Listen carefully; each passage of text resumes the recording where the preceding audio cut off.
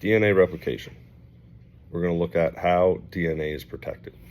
Because DNA contains the code for creating traits, DNA must be accurately transferred from parents to offspring. Also, cells are constantly growing and dividing, which must be accomplished without breaking the DNA strands.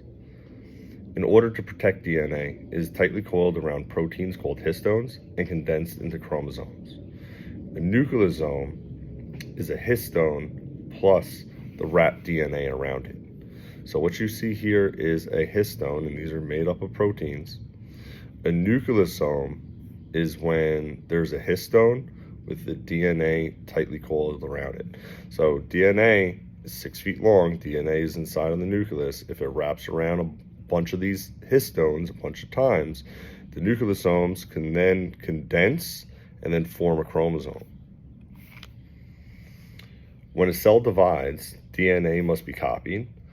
This process is called DNA replication and requires the strands to be unwound first.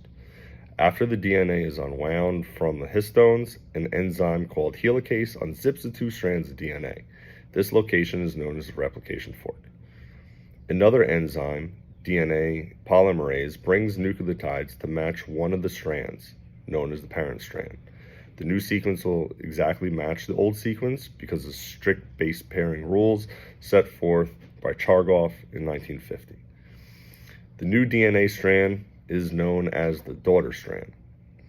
Looking here, you have your chromosome and you have your original DNA strand. Coming through is an enzyme, and this is helicase.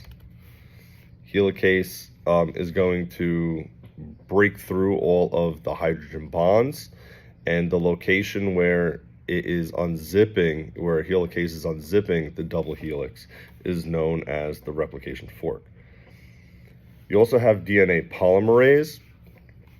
Polymerase are these right here, and what's happening is your polymerase is copying the DNA.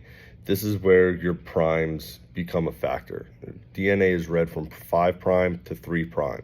So if you notice the arrows of these directions, polymerase is traveling to the left in this one, in the upper, and to the right in the lower. So assuming that where my mouse is, this would be the 5' end, and it's headed towards the 3' end.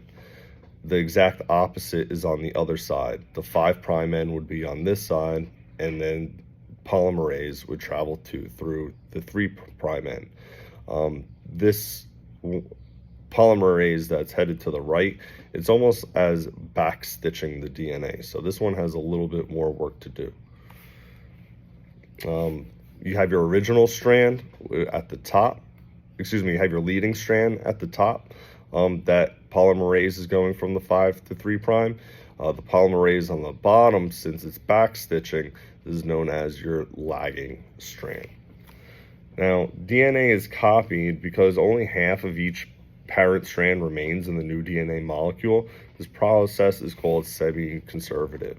So if you have your original double helix and that double helix splits, and now you have two new strands are formed from two sides of the parent strand. So again, replication is happening, and you can see the difference between the red and the blue strands.